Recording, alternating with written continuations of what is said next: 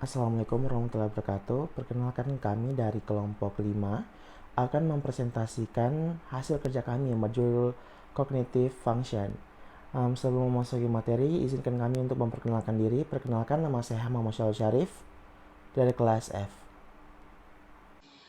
Perkenalkan nama saya Mardatus Soliha dari kelas F. Bismillahirrahmanirrahim. Perkenalkan, nama saya Muhammad Ali Jausian dari kelas F. Assalamualaikum warahmatullahi wabarakatuh. Perkenalkan, nama saya Mu'alaf Alfiana Ilmi Nadia. Bismillahirrahmanirrahim. Assalamualaikum warahmatullahi wabarakatuh. Perkenalkan, saya Muhammad Taitekimi.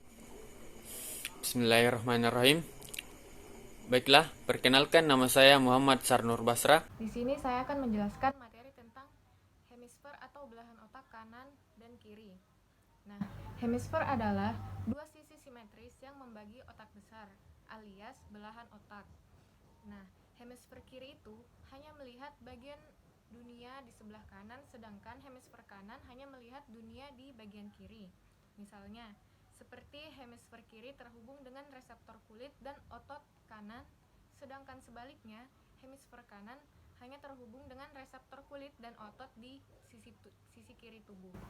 Nah, pembagian kerja antara dua hemisfer ini dinamakan dengan lateralisasi.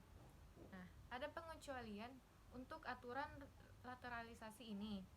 Di antaranya yaitu setiap hemisfer mengontrol otot-otot batang dan otot wajah.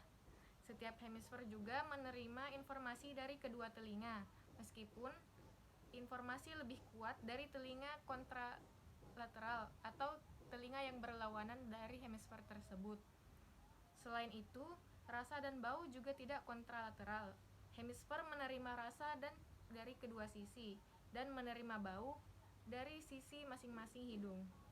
Nah, hemisfer kiri dan kanan ini bertukar informasi melalui seperangkat akson yang disebut dengan corpus callosum, juga melalui komisura interior, komisura hipokampus, dan beberapa komisura kecil lainnya. Berkat corpus callosum, setiap hemisfer dapat menerima info dari kedua sisi. Sedangkan tanpa corpus callosum, hemisfer hanya dapat menerima informasi dari sisi tubuh yang kontralateral atau berlawanan, dan lateralisasi pun dapat terlihat dengan jelas.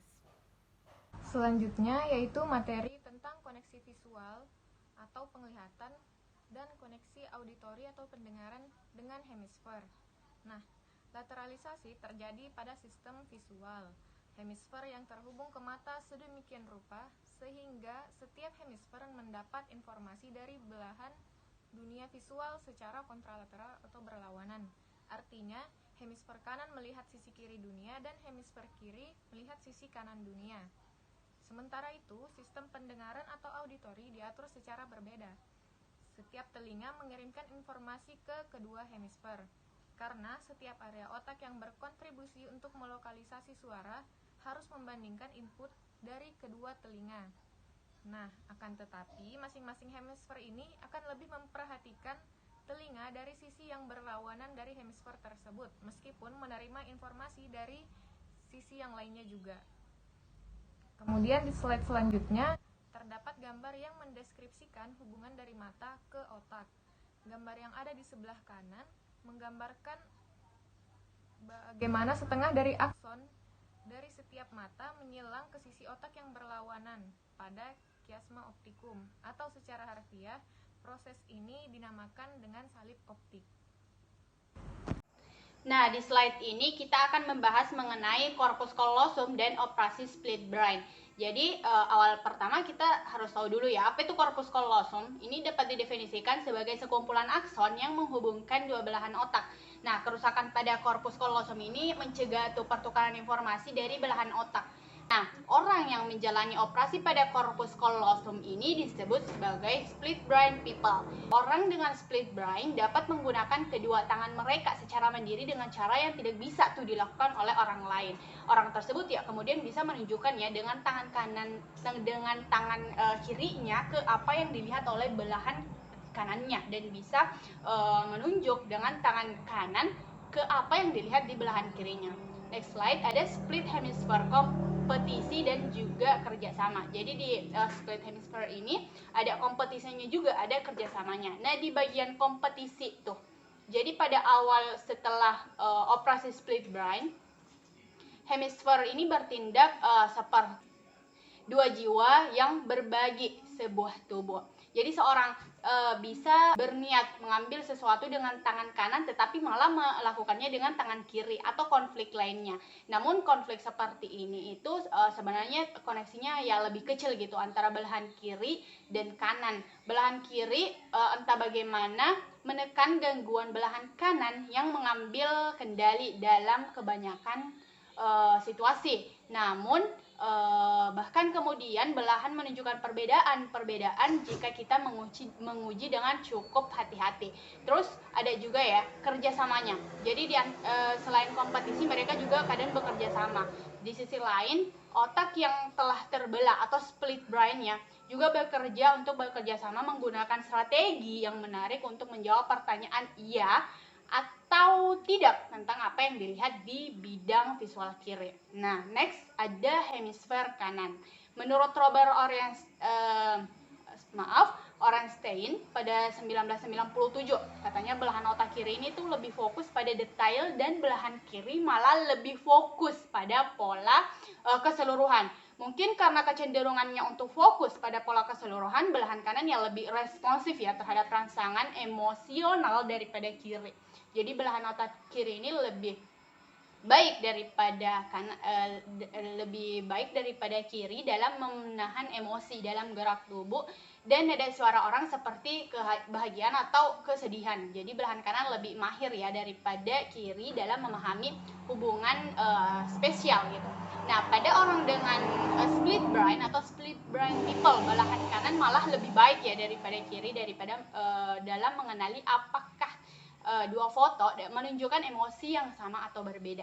Orang dengan kerusakan pada hemisfer ini kadang berbicara tuh dengan suara monoton gitu, tidak mengenali ekspresi emosional dari orang lain dan biasanya gagal untuk memahami humor ataupun sarkasme gitu. Next, ada spesialisasi hemisfer dalam otak utuh.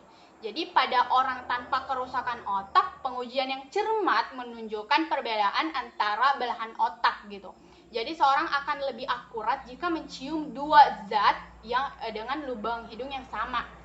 Karena itu belahan otak yang sama lebih sulit jika melakukan dua hal sekaligus di kedua aktivitas itu bergantungan pada belahan otak yang sama. Next, ada spesialisasi hemisfer dalam otak utuh. Nah, di gambar ini merupakan gambaran dari horizontal section through a human brain. Nah, pada potongan ini tepat di atas permukaan lobus temporal ini menunjukkan planut temporal gitu. Area yang penting untuk pemahaman bicara yang lebih besar di bagian kirinya daripada di belahan kanannya. Di next slide ada perkembangan literasi dan wewenang gitu kan. Nah, di sini ada kita masuk di perbedaan anatomi antar hemisfer. Norman Geishuit dan Walter Levitsky menemukan bahwa satu bagian dari korteks temporal yang disebut planum temporal itu lebih besar di belahan kiri untuk 65% orang. Jadi perbedaan yang lebih kecil ya, namun tetap signifikan ditemukan antara belahan kiri dan kanan pada simpanse, bonobo, dan juga gorila. Nah, terbukti spesialisasi yang kita lihat di otak manusia ini dibangun di atas spesialisasi yang sudah ada pada nenek moyang kita yang mirip kera di masa lalu. Next slide, ada kematangan nih dari corpus callosum. Nah, corpus callosum ini pada dasarnya secara bertahap tumbuh dan menebal saat melain meningkat di sekitar akson tertentu selama masa kanak-kanak dan remaja. Jadi corpus callosum ini juga matang dengan membuang banyak akson. Pada tahap awal otak menghasilkan akson yang jauh lebih banyak ya daripada saat dewasa. Nah, alasannya ya karena itu bahwa setiap dua neuron yang dihubungkan oleh corpus callosum harus memiliki fungsi yang sesuai. Nah, karena koneksi membutuhkan waktu bertahun-tahun, Untuk mengembangkan pola dewasa mereka yang matang, perilaku tertentu anak-anak kecil mirip dengan orang dewasa dengan otak terbelah atau split brain gitu. Jadi interpretasi yang mungkin adalah bahwa korpus kolosum ini matang antara 3 sampai 5 tahun untuk memfasilitasi perbedaan rangsangan antara kedua tangan. Nah, anak 3 tahun yang korpus kolosumnya belum matang ini ditandai ya dengan ketidakmampuan anak-anak untuk membandingkan input dari kedua sisi bagian tubuh. Evolusi dan psikologi bahasa. Hewan bukanlah manusia yang dapat berkomunikasi melalui tampilan visual, pendengaran, sentuhan, ataupun kimia. Bahasa manusia merupakan bentuk komunikasi yang menonjol dari semua bentuk komunikasi lainnya, karena produktivitas dan kemampuannya untuk mengimprovisasi kombinasi sinyal baru untuk mewakili ide-ide baru. Yang pertama, pendahulu bahasa bukanlah manusia. Kerabat terdekat kita yang masih hidup, simpanse dan kera besar lainnya tidak berbicara. Tetapi, bisakah mereka belajar berbicara atau memahami bahasa setidaknya sedikit jika kita tidak mengajari mereka? Yang pertama yaitu simpanse biasa. Beberapa upaya awal untuk mengajari simpanse berbicara gagal. Salah satu alasannya adalah manusia bersuara saat menghembuskan napas, sedangkan simpanse bersuara saat menarik napas. Namun, simpanse di alam liar berkomunikasi dengan gerak tubuh, dan peneliti mencapai hasil yang lebih baik dengan mengajari mereka bahasa isyarat. Dalam satu versi, simpanse belajar menekan tombol yang memuat simbol untuk mengetik pesan di komputer. Yang kedua yaitu bonobo.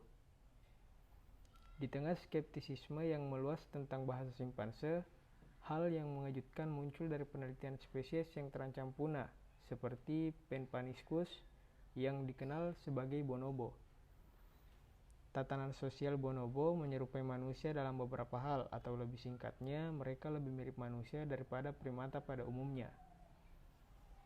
Pada pertengahan 1980-an, Su Sevek Rumbau, Duane Rumbau, dan rekan-rekannya mencoba mengajari bonobo betina bernama Matata untuk menekan sinyal yang menyala saat disentuh. Meskipun Matata membuat sedikit kemajuan, putra Matata yang masih bayi, yang bernama Kanzi, belajar hanya dengan melihatnya. Ketika diberi kesempatan untuk menggunakan papan simbol tersebut, dia dengan cepat unggul. Kemudian, para peneliti memperhatikan bahwa Kanzi memahami cukup banyak bahasa lisan. Contohnya, mereka mengerti lebih dari yang bisa mereka hasilkan. Yang kedua, mereka mengikuti arah yang asing dan tidak mungkin seperti. Mereka menggunakan simbol untuk menamai dan menggambarkan objek bahkan ketika mereka tidak memintanya. Mereka meminta item yang tidak mereka lihat seperti gelembung. Mereka menggunakan simbol untuk menggambarkan peristiwa masa lalu, dan mereka sering membuat permintaan yang orisinal. Alasan simpanse dan bonobo dapat unggul dalam pemahaman bahasa dibandingkan anak berusia 2-3 tahun. Yang pertama, simpanse dan bonobo adalah guru psikologi yang luar biasa. Mereka tidak menganggap kita sebagai siswa dan mereka tentu saja tidak terkesan dengan gelar kita. Namun, mereka mengajarkan hal penting, yaitu jika kita sebagai siswa diam, dengarkan baik-baik dan biarkan mereka memberitahu kita semampu mereka. Seperti putra Matata tadi yang diberi nama Kanzi, ia memulai pelatihan bahasa sejak muda. Dan mereka belajar dengan observasi dan imitasi, yang meningkatkan pemahaman bahasa lebih baik daripada metode pelatihan formal dari studi sebelumnya. Yang ketiga, adapun non-primata. Irene Paperback adalah orang pertama yang berpendapat bahwa burung beo dapat menggunakan suara secara bermakna. Dalam satu tes, burung beo yang diberi nama Alex melihat nampan berisi 12 benda dan menjawab dengan benar 39 dari 48 pertanyaan seperti apa warna kuncinya, Lalu burung beo itu menjawab hijau, dan objek apa yang berwarna abu-abu, lalu burung itu kembali menjawab objek yang berbentuk lingkaran. Mengandalkan bahasa tidak selalu membantu. Irene Paperback menempatkan Alex dan 3 burung beo abu-abu lainnya di tempat yang bertengger. Mereka memiliki rantai terhubung semacam plastik besar dari tempat bertengger ke kacang bagian di bawah. Mereka lalu dilatih menggunakan bahasa untuk meminta kacang itu tanpa harus melepaskan rantai yang diikat di kakinya kepada Irene Paperback, sang pemiliknya. Bagaimana manusia mengembangkan bahasa?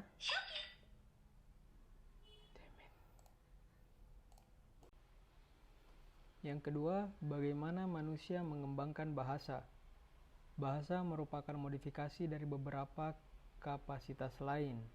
Langkah penting menuju komunikasi vokal adalah apa yang disebut oleh psikolog kognitif sebagai fonologis, yaitu kemampuan untuk mendengar sesuatu dan mengingatnya. Otak manusia memiliki hubungan yang lebih kuat antara korteks pendengaran dan korteks prefrontal yang memungkinkan memori pendengaran yang jauh lebih besar. Kemungkinan lain adalah bahwa manusia berevolusi dari komunikasi dengan gerak tubuh. Bahkan kebanyakan dari orang dewasa sekarang mengiringi sebagian besar pembicaraan mereka dengan gerak tubuh, dan ketika berbicara di telepon di mana pendengar tidak dapat melihat isyarat itu. Bahasa merupakan hasil dari sebuah kecerdasan. Salah satu pandangan menyebutkan bahwa manusia mengembangkan otak besar untuk beberapa alasan lain, dan bahasa berkembang sebagai produk sampingan yang tidak disengaja. Contohnya yang pertama yaitu orang dengan kecerdasan normal tapi terganggu dalam berbahasa. Jika bahasa adalah produk dari ukuran otak secara keseluruhan, maka siapapun dengan ukuran otak penuh dan kecerdasan keseluruhan yang normal harus memiliki bahasa yang normal. Dalam satu keluarga, 16 dari 30 orang selama 3 generasi menunjukkan defisit bahasa yang parah, meskipun kecerdasan normal dan hal lain. Karena gen dominan tertentu, orang memiliki masalah serius dalam pengucapan dan banyak aspek bahasa lainnya. Mereka mengalami kesulitan bahkan dengan aturan tata bahasa yang sederhana. Contoh kedua yaitu orang dengan bahasa yang relatif hemat tapi kecerdasan keseluruhannya rendah. Berarti ini kebalikan dari contoh yang pertama. Bisakah seorang dengan gangguan intelektual keseluruhan memiliki bahasa yang baik? Psikolog akan menjawab tidak, sampai mereka menemukan sindrom Williams. Mereka akan sering kehilangan perhatian, perencanaan yang buruk, dan kesulitan menghambat respon yang tidak tepat. Namun demikian, banyak dari mereka berbicara secara tata bahasa yang lancar dan menunjukkan kemampuan yang baik di bidang musik. Penyebab dari sindrom Williams merupakan adanya penghapusan beberapa gen dari kromosom yang menyebabkan penurunan materi abu-abu, terutama di area pemrosesan visual. Orang dengan sindrom Williams tidak menangani bahasa dengan sempurna. Tata bahasa mereka seperti seseorang yang belajar bahasa kedua di akhir hidupnya. Mereka sering menggunakan kata-kata mewah ketika kata umum akan bekerja lebih baik. Yang ketiga, contohnya bahasa sebagai spesialisasi. Jika bahasa bukan hanya produk sampingan dari keseluruhan kecerdasan, bahasa pasti telah berevolusi sebagai mekanisme otak yang terspesialisasi. Sebagian besar anak mengembangkan bahasa dengan sangat cepat dan mudah sehingga mereka dipersiapkan secara biologis untuk pembelajaran ini. Contoh lainnya adalah anak-anak tunarungu dengan cepat belajar bahasa isyarat, dan jika tidak ada yang mengajarinya, Mereka menciptakan satu dan mengajarkannya satu sama lain. Adapun tambahan, masa sensitif untuk belajar bahasa. Jika manusia secara khusus disesuaikan untuk belajar bahasa, mungkin kita beradaptasi untuk belajar paling baik selama periode sensitif di awal kehidupan. Salah satu cara untuk menguji hipotesis ini adalah dengan melihat apakah orang belajar bahasa kedua paling baik jika mereka mulai dari usia muda. Hasil yang konsisten adalah bahwa orang dewasa lebih baik daripada anak-anak dalam menghafal kosakata bahasa kedua. Tetapi, anak-anak memiliki keuntungan besar dalam mempelajari pengucapan dan tata bahasanya. Cara lain untuk menguji gagasan periode sensitif adalah dengan mempelajari orang-orang yang tidak belajar bahasa apapun selama masa kanak-kanak awal. Penelitian terhadap anak tunarungu yang orang tuanya tidak berhasil berkonsentrasi pada pengajaran bahasa lisan dan membaca bibir, yang kemudian menyerah pada upaya ini dan memperkenalkan bahasa isyarat. Anak yang memulai bahasa isyarat saat masih muda belajar jauh lebih baik daripada mereka yang memulainya kemudian.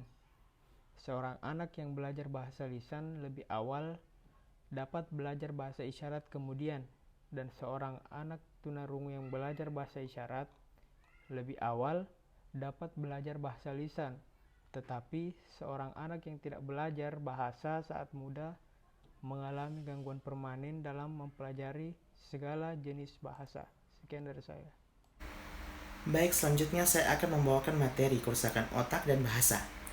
Cara lain untuk mempelajari spesialisasi bahasa adalah dengan memeriksa peranan berbagai area otak. Sebagian besar pengetahuan kita berasal dari penelitian orang-orang dengan kerusakan otak. Yang pertama ada afesia Broca atau afesia non-fluent atau afesia tidak lancar. Pada tahun 1861, ahli bedah Prancis Paul Broca merawat gangrene, seorang pasien yang telah bisu selama 30 tahun. Ketika pria itu meninggal 5 hari kemudian, Broca melakukan otopsi dan menemukan lesi di korteks frontal kiri. Selama beberapa tahun berikut, Broca memeriksa otak pasien tambahan dengan afesia gangguan bahasa. Di hampir semua kasus, ia menemukan kerusakan, biasanya terkait stroke, yang mencakup area yang sama, yang sekarang dikenal sebagai area Broca. Ketika kerusakan otak mengganggu produksi bahasa, kami menyebutnya afesia Broca atau afesia tidak lancar, terlepas dari lokasi pasti kerusakan. Selanjutnya ada produksi bahasa yang terganggu.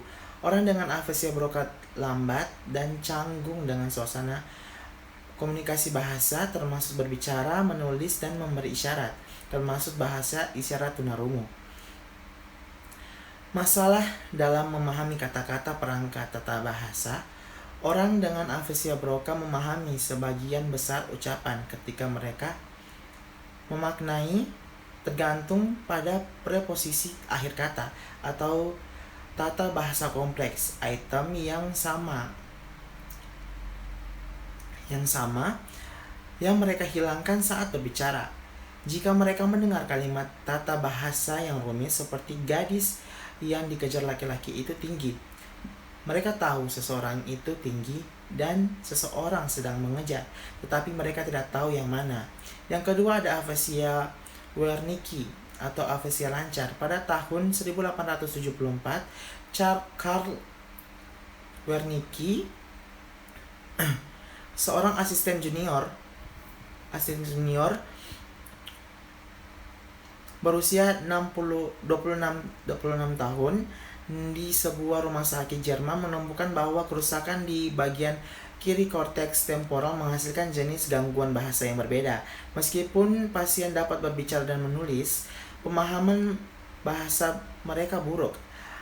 Kerusakan di dalam dan area Wernicke yang terletak di daerah korteks pendengaran menghasilkan afesia Wernicke yang ditandai dengan pemahaman bahasa yang buruk dan gangguan kemampuan untuk mengingat nama-nama objek. Hal ini juga dikenal sebagai afesia fasih karena peranakannya masih bisa berbicara dengan lancar. Ketika afisia Broca, gejala dan kerusakan otak bervariasi dan kerusakan umumnya meluas ke talamus atau ganglia basal.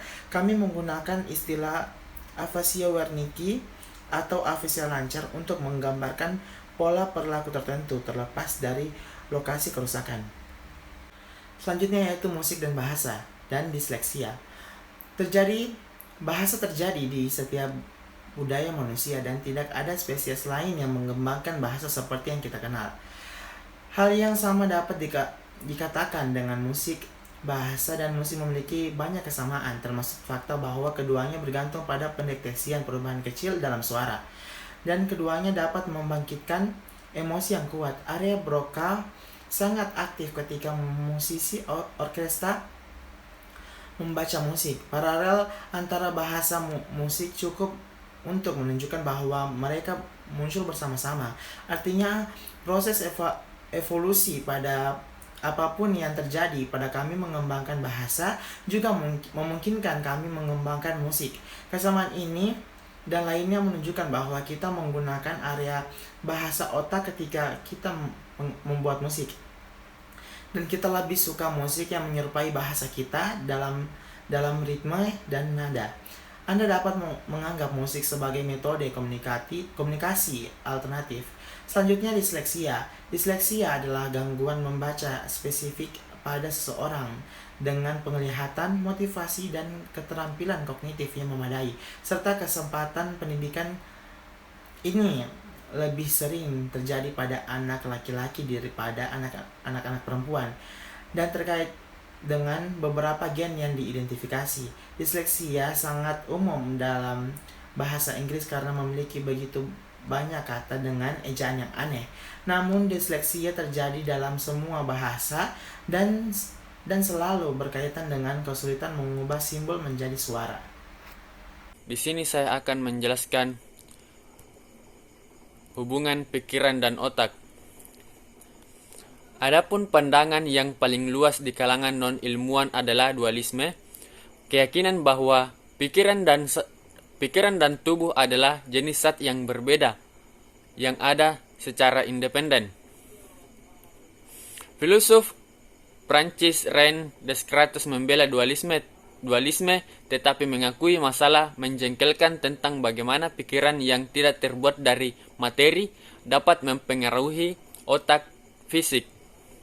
Dia mengusulkan bahwa pikiran dan otak berinteraksi pada satu titik di ruang angkasa.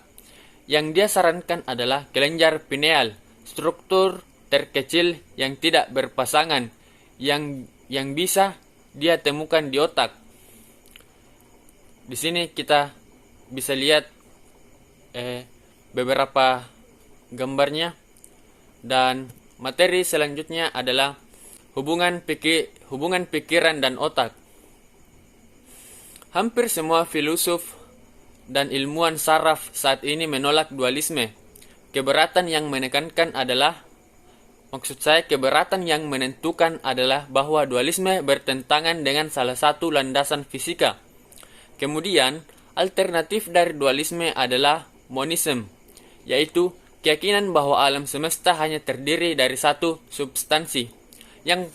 Penjelasan yang pertama adalah materialisme, yaitu peristiwa mental tidak ada sama sekali, dan psikologi rakyat apapun yang didasarkan pada pikiran dan aktivitas mental pada dasarnya keliru.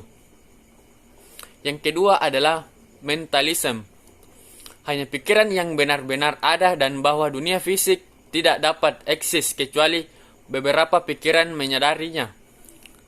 Yang ketiga adalah identity position. Proses mental dan jenis proses otak tertentu adalah hal yang sama, dijelaskan dalam istilah yang berbeda. Materi selanjutnya adalah kesadaran akan suatu stimulus. Eksperimen menggunakan masking. Banyak penelitian menggunakan masking atau penyamaran.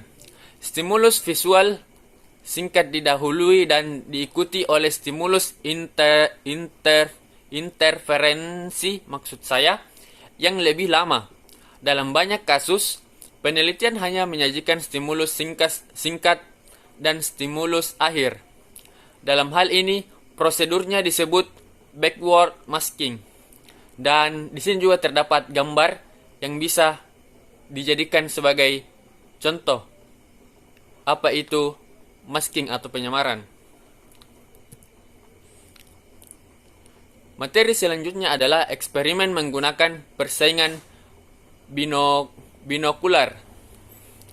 Melihat sesuatu membutuhkan melihat di mana sesuatu itu berada, dan garis vertikal merah tidak bisa berada di tempat yang sama dengan garis horizontal hijau. Karena otak tidak dapat melihat kedua pola di lokasi yang sama, persepsi seseorang bergantian untuk sementara. Seseorang melihat garis-garis merah dan hitam, dan kemudian hijau dan hitam menyerang kesadarannya. Kemudian persepsi orang tersebut bergeser kembali ke merah dan hitam. Untuk rata-rata orang, setiap persepsi berlangsung sekitar 2 detik sebelum beralih ke yang lain. Meskipun beberapa orang beralih lebih cepat atau lebih lambat, pergeseran ini yang dikenal sebagai persaingan binokular terjadi secara bertahap, menyapu dari satu sisi ke sisi lain. Seseorang dapat secara sukarela mengalihkan perhatiannya ke satu atau gambar lain, tetapi hanya sampai batas tertentu. Dan untuk mengetahui contohnya, kita bisa melihat PowerPoint yang ada di slide tersebut. Selanjutnya adalah nasib stimulus yang tidak dijaga. Jika stimulus yang bermakna menangkap perhatian Anda lebih cepat daripada stimulus yang tidak berarti, entah bagaimana otak Anda harus tahu bahwa itu bermakna sebelum menjadi sadar. Kesimpulannya yaitu bahwa sebagian besar aktivitas otak tidak disadari, dan bahkan aktivitas tidak sadar dapat mempengaruhi perilaku. Dan di sini terdapat 2 gambar yang masing-masing gambar itu memberikan contoh apa nasib stimulus yang tidak dijaga itu. Materi selanjutnya adalah kesadaran adalah fenomena ambang batas. Beberapa penelitian menunjukkan bahwa kesadaran adalah fenomena ya atau tidak. Hasil penelitian juga menyarankan bahwa kesadaran adalah fenomena ambang. Ketika stimulus mengaktifkan neuron yang cukup sampai batas tertentu, aktivitas menggema memperbesar dan meluas ke sebagian besar otak. Jika stimulus gagal mencapai level itu, polanya memudar. Di dalam studi menggunakan rangsangan masking, respon otak terhadap visual stimulusnya sama pada kuartal pertama detik. Terlepas apakah orang tersebut akan menyadarinya, namun respon selanjutnya lemah pada uji ketika orang tersebut melaporkan ketidaksadaran, tetapi kuat dan meluas ketika orang tersebut melaporkan menyadari stimulus. Materi selanjutnya adalah waktu kesadaran. Terkadang, seseorang beranggapan bahwa sesuatu bergerak dari satu posisi ke posisi kedua setelah muncul di posisi kedua. Dengan kata lain, posisi kedua mengubah persepsi tentang apa yang terjadi sebelumnya. Kadang juga persepsi seseorang terhadap sebuah kata berbeda setelah dia mendengarnya sebelumnya. Jadi, kesimpulannya, seseorang mampu menjadi sadar setelah sesuatu itu hilang. Otak menyimpan persepsi pertama kemudian mengaktifkannya setelah melihat fakta yang berubah dengan persepsi pertama. Dan materi selanjutnya adalah orang sadar dan tidak sadar. Kehilangan kesadaran ditandai dengan penurunan aktivitas secara keseluruhan dan terutama oleh penurunan koneksivitas antara korteks cerebral dan area subkortikal seperti talamus, hipotalamus, dan ganglia basal. Pemulihan awal kesadaran bergantung pada peningkatan koneksivitas antara area subkortikal dan kortikal. Dan kemudian peningkatan kewaspadaan bergantung pada peningkatan aktivitas di korteks. Kesadaran akan suatu stimulus membutuhkan penyebaran aktivitas di sebagian besar otak. Dengan hilangnya koneksivitas, tidak ada stimulus yang dapat menyebarkan aktivitasnya, dan orang tersebut tidak sadar akan apapun. Orang dalam keadaan sadar minimal merespon setidaknya beberapa rangsangan, meskipun mereka tidak dapat berbicara. Dan materi selanjutnya adalah perhatian. Perhatian tidak sama dengan kesadaran, tetapi terkait erat. Seseorang bisa sadar tanpa melihat apapun, tetapi tidak bisa memperhatikan sesuatu tanpa sadar. Area otak pengontrol perhatian. Yang pertama adalah top-down. Perhatian top-down adalah perhatian yang disengaja. Disebut juga sebagai perhatian endogen atau berkelanjutan. Bottom up berarti perhatian yang tidak disengaja atau otomatis terjadi. Biasa disebut perhatian eksogen atau sementara. Pengabaian spesial. Materi selanjutnya adalah pengabaian spesial. Pengabaian spesial adalah kecenderungan untuk mengabaikan sisi kiri tubuh. Sisi kiri objek, banyak dari apa yang mereka dengar di telinga kiri, dan banyak dari apa yang mereka rasakan di tangan kiri, terutama dengan adanya sensasi bersaing dari sisi kanan. Pengabaian bukan karena hilangnya sensasi, tetapi kesulitan dalam mengarahkan perhatian ke sisi kiri. Hal ini terjadi karena adanya kerusakan pada hemisfer kanan. Namun, kerusakan di hemisfer kiri jarang menghasilkan pengabaian yang signifikan dari sisi kanan. Baiklah, itulah tadi penyajian materi dari saya. Sekian. Bismillahirrahmanirrahim. Assalamualaikum warahmatullahi wabarakatuh.